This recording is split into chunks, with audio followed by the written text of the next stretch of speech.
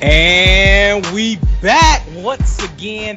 It's your boys, No Jobbers Allowed, and we coming back at you with another SmackDown Live review. This time, the Christmas episode for 2018. And like always, I'm your boy Big Ish, and with me, like all the time, is Man, it is your guy, Irwin, and we're still in that holiday spirit. We're going to go ahead and review the Christmas edition of SmackDown, which I got to say, SmackDown has been at least the shining light for me over the past couple months as far as content and quality with the WWE. To me, it is the A show, even though they see Raw as the A show. But I think over here at No Jobbers Allowed, it is, the unequivocal A show. it is. Yeah, man. So then we're gonna go ahead and jump right into this, if you don't mind, Big Ish. I'm good with it. Let's go ahead and Let's get to go. it. Let's get it. So we continue in the Christmas spirit by starting off with R-Truth in the ring, dressed as Santa Claus, and Carmella is in there with him, dressed as the elf, or I think he calls her Carmelfa. Yeah, it was. He calls her Carmelfa, and we get one of our traditional Christmas gimmicks that we get on SmackDown. They're going back and forth about reindeer and whatnot. And then they're interrupted by the WWE champion, the new Daniel Bryan. And Daniel Bryan comes out. He's still in his new Daniel Bryan gimmick. Just calls them fickle. They go back and forth about something about the sea levels rising, and he's still in that the save the earth kind of thing. Mm-hmm. R-Truth calls him an angry little elf. They go back and forth. R-Truth reminds Daniel Bryan that he has a number 30 spot in the Royal Rumble, and he said he might be the one that takes Daniel's title if he's still the champion at WrestleMania 35. R-Truth goes back, says something along the lines he can't count to 30. Bryan says R-Truth can't count to 30. He counts to 7. They do a 7-second dance break. All hell breaks loose at that point. Daniel Bryan chops out R-Truth leg, puts him in the heel hook, and just holds on to it. And he's on there with his heel gimmick, man. Marches to the back while Carmella is sitting there doting over R-Truth, man. How'd you feel about this opening segment? It was good, man, because Daniel Bryan is really, really feeling this heel turn, man. He's really, really feeling it. He's well into it. He feels good into it.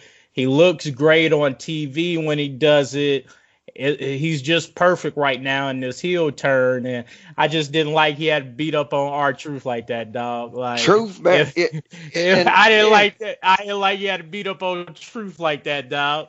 Dude, and Daniel Bryan, to piggyback off what you say, he's being such a dick, man, which is And so it's great. it's so good, man. It's so good. Like most of the time when they turn people heel, they're just angry, they're just mean, Well, they're because just a bad guy.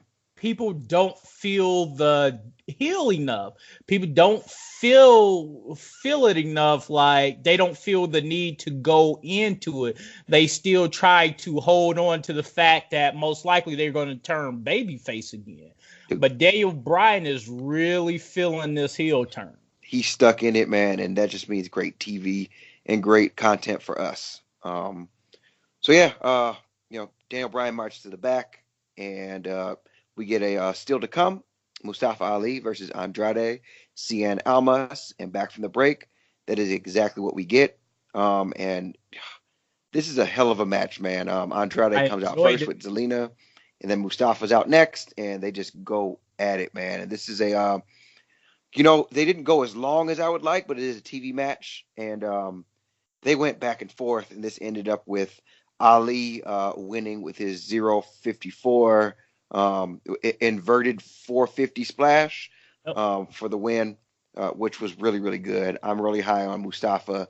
Do you got anything else to add to this, and what do you think about it? Not really, man. Like you said, it was a good match, man. They had some great spots between each other.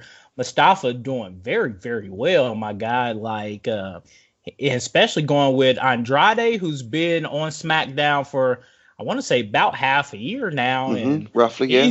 he's been doing great on SmackDown. So to have them both really show up in a match like this, I just can't wait for more out of both of them because Andrade before last week or so, he was off the actual televised show for a little while, so you ain't see him. But then he came back with a storm, and like he's been looking good ever since. Yeah, man. Hats off to these people, man. And like you say, this isn't old ass wrestlers wrestling old ass wrestlers. So And what happens when you don't do that? You you know, get young ass wrestlers wrestling good ass young ass wrestlers. yeah. And it was a hell of a show, man. So I'm gonna give you the shine, the rub on that one. So that one, that's good. I'm enjoying what I see.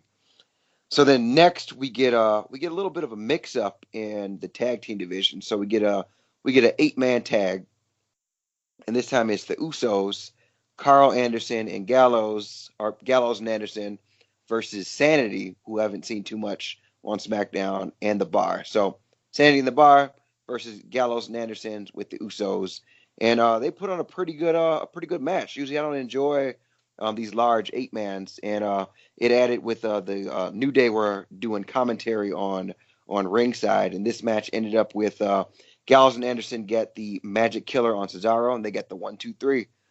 I like the fact that they're showcasing the new talent, or the talent that's always been there, but they're giving the shine to the ones that they haven't really been showcasing.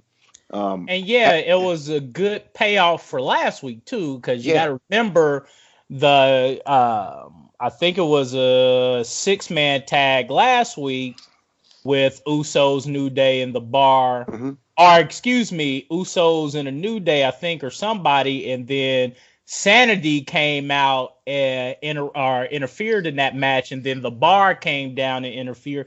So it was a good payoff for that because it allowed us to okay, more continuity. They got us there, so they actually used Sanity again and didn't let it be a one-off. So I thought it was good on SmackDown to keep their continuity, and I'm looking forward to what they do with the tag teams going forward on the Blue brand. Yeah, and then another thing to add to this one, it also makes me think that you're right about your choice of Nikki Cross going over to SmackDown, only Mm-hmm. because they're trying to elevate or put Sanity back in that main picture. So I'm guessing so they can introduce Nikki Cross back into that stable like she was in when she was in during NXT. Yeah, I hope so. Yep, should be good. Should be good for all, and continuity is always great. So next we get a backstage segment with Mustafa Ali is walking. She just had his match, and various 205 livers are walking up and congratulating him. Brian Kendrick, Akira Tozawa, Cedric Alexander, saying congratulations, good stuff. Finally ends with the veteran Shelton Benjamin standing there, looking at him, with a glare on his face. And then he officially welcomes Ali to SmackDown. They shake hands, and then after that, the sneak attack comes from Daniel Bryan, man, and he really puts it on him, man. Just beats him. The cruiserweights stand back like some bitches and yell. Eventually, the refs pull him off. I don't know how I feel about this backstage That segment, pissed man. me off.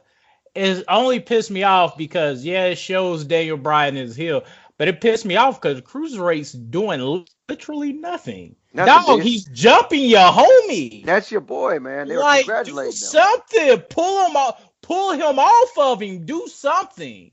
But yeah, that's like me watching Tamina Snooker jump on you and not do nothing, bro.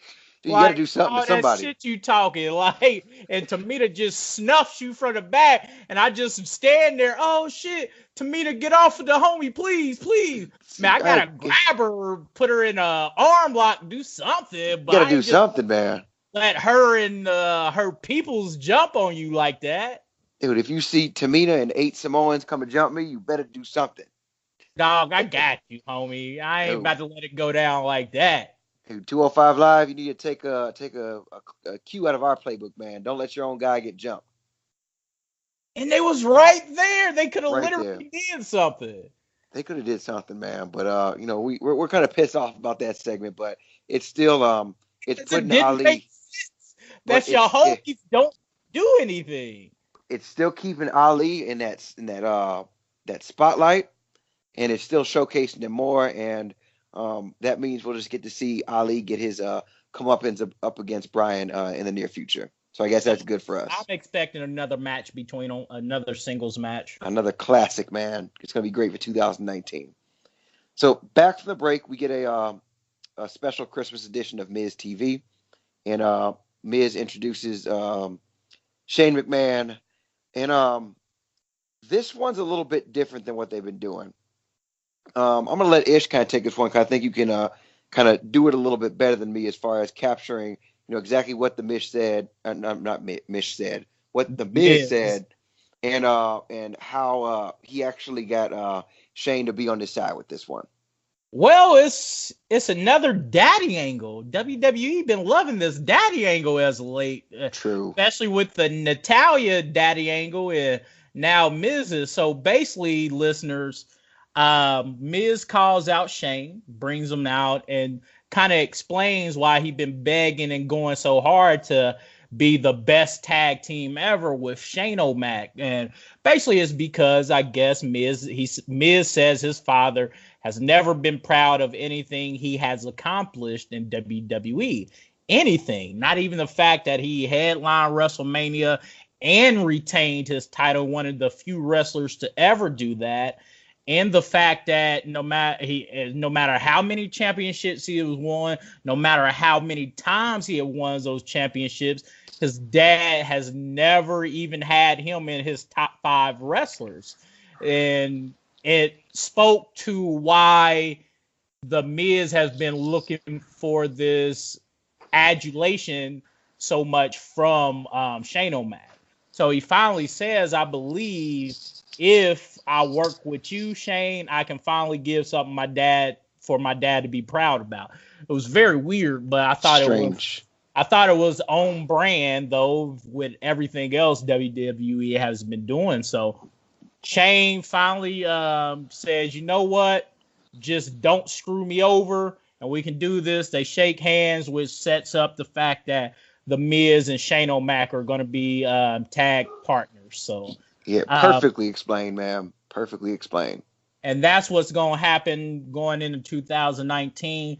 I hope this angle doesn't screw up the tag team picture in SmackDown, though, because they really doing good right now. And this type of shoehorn tag team, I hope, don't upset the balance of the SmackDown tag teams. I never even thought about it that way. And I agree with you on that. My one additive to this segment, or my one addition to this segment, as far as the explanation is, so this SmackDown obviously was not technically live. It was pre-taped. Yeah, it was you're correct. Yeah, it was pre-taped, and one of the things that WWE does with these pre-taped shows is they pipe in crowd noise. So they go back, they edit it, and where the dead spots are, they put in crowd noise. And this is what they used to do back in the day when SmackDown aired on Thursdays and Fridays. So they tape them on Tuesday, they go back, they chop it up, they edit it, and where the spots where they wanted to add crowd noise in, they added in.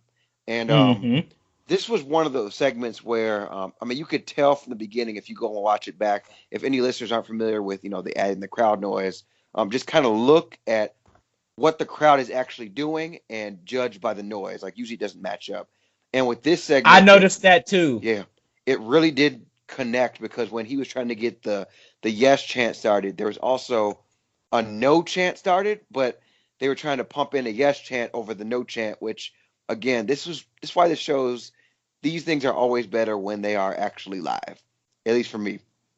The crowd noise was really, really bad, and I'm gonna probably watch it back again sometime this weekend to kind of pick it apart a little bit again. And I'm just thankful for whenever they get it back to 100% live because we do get a better quality show, I think personally, when it is live. The crowd is a part of the show, so you are correct. But and you can't manufacture anything like they used to do that with the old school SmackDowns, where like you could tell like the arena wasn't as loud as they were trying to portray. So they pump in some noise and they and the editing floor. So I can't wait till this is live again. Yeah, you're right. Yeah. But yeah, that's it for that. And let's hit the next one. We got a backstage segment, Rusev and Lana. Rusev sings happy birthday to himself and goes on saying about how he's going to bring home the United States title when he defeats Shinsuke Nakamura. It's going to be the best Rusev day ever. And next we get a match between Samoa Joe versus Jeff Hardy. And man, this match ends in a DQ, man. A DQ on Jeff Hardy. Yeah, a DQ on Jeff Hardy. The first thing I want to say is this is what I'm talking about. Technically, I guess Joe is an old ass wrestler, but this was a good match. It had juice. It's not a match you have seen 1,000 times before given to us by WWE. So I really, really, truly enjoyed this match with Samoa Joe and Jeff Hardy. It has some good spots. It shows you why Jeff Hardy is a perennial superstar in the ring. He's great work, even working with Samoa Joe, who once again is also a great worker, but they styles clash because he's not a high flyer. So Jeff had to really work the groundwork as opposed to the rope work and getting up top. So it was really good. And then getting the DQ after, just letting that rage take over him after the last couple of weeks of Samoa Joe just hammering on him, his past demons and battles with alcoholism and things like that. It finally took over Jeff, and he started stomping Samoa Joe outside the ring until the ref had to call it over. Once that bell rang, Jeff just kept going and threw Samoa Joe over to the announce table. But one thing you don't do to Joe is take your eyes off of him.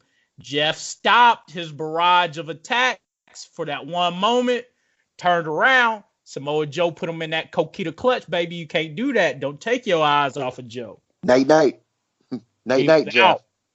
You got anything else to add to this one? No, man. I'm excited for the payoff. Hopefully it comes at the Royal Rumble in some kind of a... Yeah, only thing I will say is I don't want this to extend too far. I don't want them to wring it dry. They need to end it while it's still hot and juicy.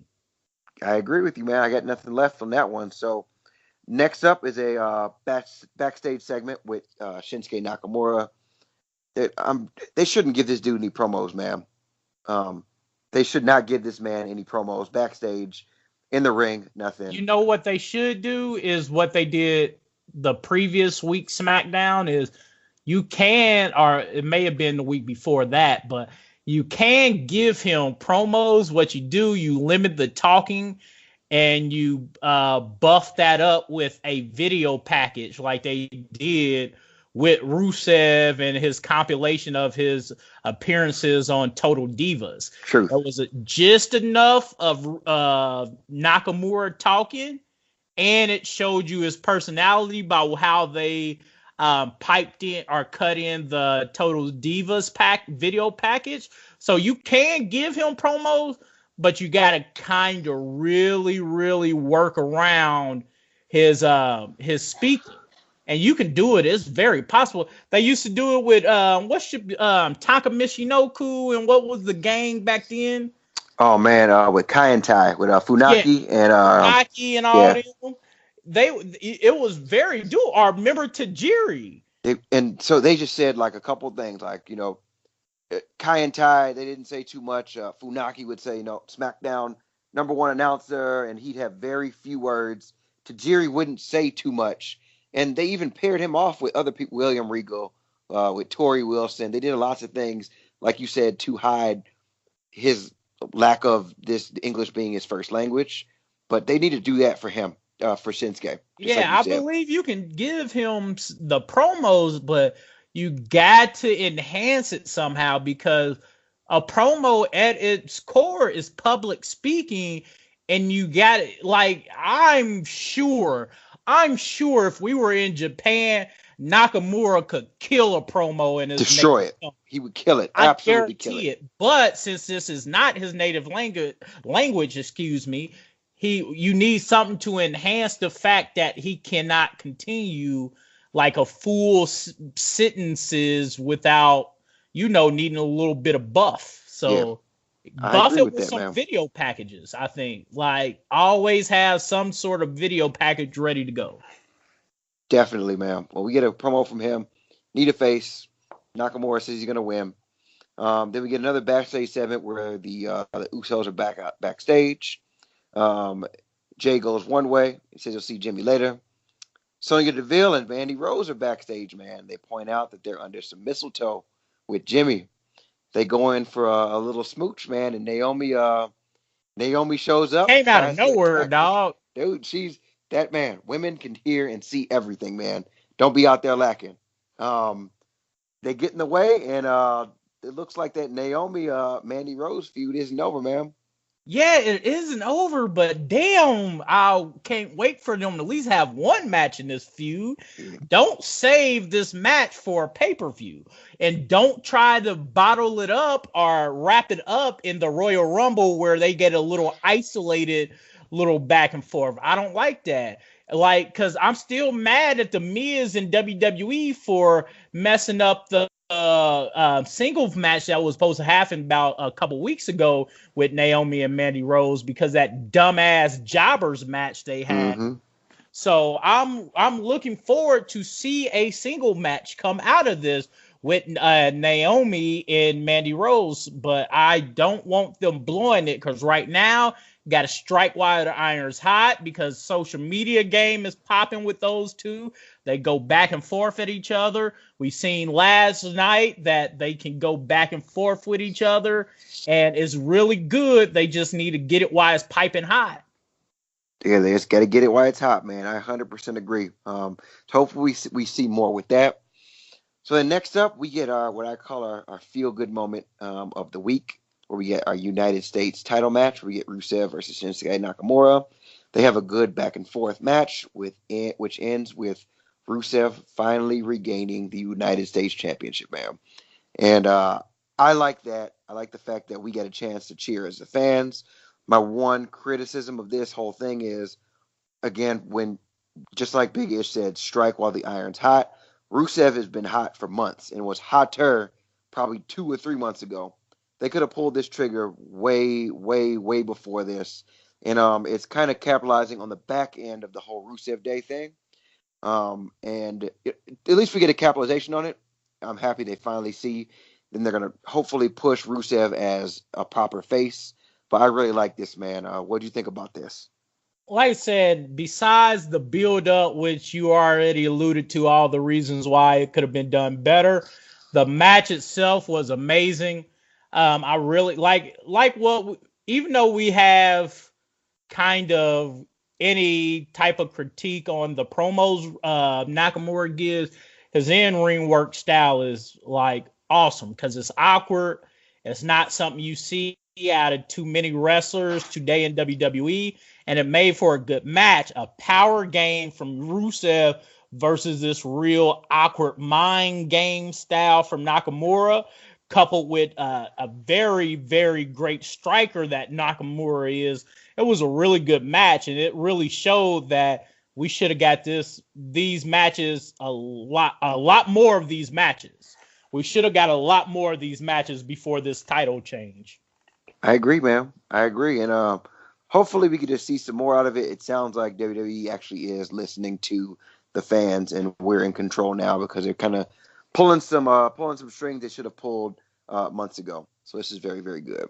Yeah, they just had to pull the trigger. The only unfortunate thing about this is the fact that Nakamura had to lose it now before really showcasing what he could do. Because remember, they kind of been screwing Nakamura over with his matches because he'd been relegated to pre-shows, and then the one time he does get on the main card at Survivor Series, he had to lose to Seth Rollins. So it kind of is a letdown because Nakamura could have been so great as the WWE United States champion, and we just didn't get it. Just didn't rise to the potential I knew it had. Yep. So hopefully this can be a reset of that division. Just kind of like they're adding to the tag team division. Maybe this is a reset of that United States title division. All right. So to end the show, man, we get a backstage segment with AJ Styles and Vince McMahon. It starts off where Vince is shaking his hands, and he kind of asks him, "What's up, man?" He's like, "If this is the house that AJ Styles built, why didn't he compete tonight? If this is the house that AJ Styles built, why was Daniel Bryan raising hell in AJ's house?" He's like, Vince says that the new Daniel Bryan, he says he has a new Daniel Bryan, and he wants to know who the real AJ Styles is, man. Then he goes about, some other stuff. starts hyping him up. Says, Vince, I know AJ has a black hole in his heart like me. And he says, Vince says AJ is afraid to lose control because of what would happen. Vince says, I want to see it. I want to see it, damn it. I want to see it. I want you to Oh harness man, all that. like to hear that, it got me mad as hell too. Yeah, And man. I would have wanted to smack Vince too, dog. Dude, then he was in his face, man. He was like, there's an animal inside. There's an animal inside, and it's eating AJ alive. I want to see it. I want to see it. Then he slaps the shit out of AJ, man. Just slaps him, and he says he's going to see it. AJ fires back with a right hand, man, that knocks Vince down. AJ stands over him like he's about to go for more blows. Officials come in. Seems like AJ has gone crazy. Vince is there. They're asking if he's okay. He's like, yes, I'm fine. I'm fine. And he has that sick, sadistic smile that only Vince McMahon can do. And that's how SmackDown goes off the air, man.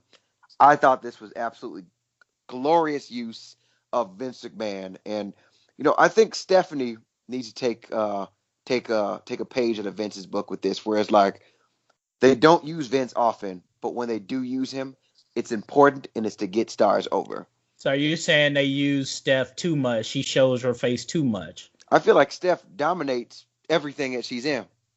I feel like they don't even like Steph is the star when she is showcased. I don't think she's used to get anybody over. The last time she got somebody over, but she just got Ronda over. She got Ronda Rousey over at WrestleMania. That was damn near. That was in April, man. That's the last time she's been used to get somebody else over. Before it's belittling people. It's yelling at Corbin. It's firing Kurt Angle. It's all these things. It's not meant to get anybody actually over or help anybody out. So it's usually Steph shows up to either bury talent and not help them. Vince shows up to actually assist, to put 70-year-old man getting punched, taking a bump on the back, is being used to get AJ Styles over. And I think Stephanie needs to take a page out of this book. And I thought it was absolutely fantastic use of Vince McMahon. We don't get a lot of them these days, but when we do see him, he's doing some good stuff, man. You give me your synopsis or your take on this. I thought it was good. I just hope, similar to Daniel Bryan, that AJ can feel this new type of character they trying to make out for him. Because it could be great. It could really go well, but it also can go very bad because I don't know for me personally, because I didn't watch a lot of AJ Styles, in TNA and all that good stuff. So I don't know how many different turns his character went through, so I don't know how well he can feel this angry character, like this character that has a chip on his shoulder and ready to just attack everybody at a moment, this loose cannon persona. I'm hoping it feels like AJ can do it. So I can't wait to see what happens with it. So I just hope he can, if he pulls it off, it's going to go over very well. It's going to be great, man. And I'm very excited that he is going to pull it off. And man, there goes again another SmackDown where everything meant something. There was lots of continuity. There was no real dead spots or low spots in the show. It's kind of like, I got to nitpick. I got to be like, oh, they pipe in crowd noise. I got to be one of those fans to find something bad with SmackDown these days. And that just more than solidifies it, that it is the A show for No Jobbers Allowed. And we didn't see Becky, Charlotte, or Asuka this episode? Yeah, we actually didn't see any of those. We didn't. Yeah, that's strange, man, because they've been carrying SmackDown for a while, and I kind of feel like now they have that liberty to be able to switch in all of these new stars and old stars, and it just shows that they've done a good job of building up SmackDown and building up. I didn't even think about not seeing one of those three. Right. So that's how good SmackDown is, that you don't need to put in your hottest superstar every time and still have a great show because, well, you have other superstars that are really, really good. Exactly. And when you think of even about the Attitude Era or even the Ruthless Aggression Era or whatever, like every single week you saw John Cena.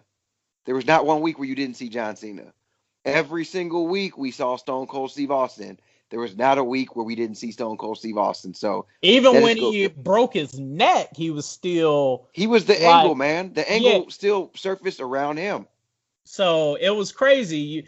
But now I don't know, man. They found a way where you did not need your hottest superstar to carry the show, because you built up your talent, or at least you showcase your talent in a way that you can have a great show without those certain people. You can, if any one of those got hurt again, you can easily put someone else in and the show will still be good. Yeah, man. And that goes to that, we've been, as fans, as a collective, smart fans, internet fans, people, who feel like they are the authority on wrestling. I guess we can say we're that, even though we don't take that kind of stance. They've been really shitting on WWE, for lack of a better term. And this goes to show that, no matter what you thought of previous eras, we always look at them through rose-colored glasses, and we should kind of stay in the moment and appreciate what we have here and now. And SmackDown is just a great product right now. For me to put my letter grade on it, I'm going to give SmackDown an A for this week. It was a holiday show, and usually holiday shows are filled with lots of gimmicks and lots of throwaway matches. This SmackDown actually meant something. We saw Vince McMahon, AJ Styles, Daniel Bryan, Rusev, all of the main, stuff happened. Continuity was there. It gets an A for me this week. I ain't gonna disagree with you again. So for the holiday shows, it looks like we agree. I'll give SmackDown Live, or SmackDown pre-tape this week, I guess. I'll give it an A2, because for everything you just said, for all in all, the only thing to add, it was solid. It stayed true. It showed you, hey, hell, I didn't even realize Asuka, their women's champion, who's normally the women's champion, typically been the hottest thing about SmackDown these last few months, didn't even need to see her. Nope. Becky, the man, didn't even need to see her. So it just goes to show you, when you do right by your creatives, or when your creatives do right by your talent, it will show in your product, because your product will be good no matter who you use when you use them correctly. So definitely, man. And I think that's all we have for him. What else you got for him, Big Ish? Me, that's all, bro. I don't have anything else to say. So once again, it's been your boys. No jobbers allowed. And as always, I've been Big Ish, and with me all the time was, man, it is your guy, Erwin, and we out. We out. Listen to this music.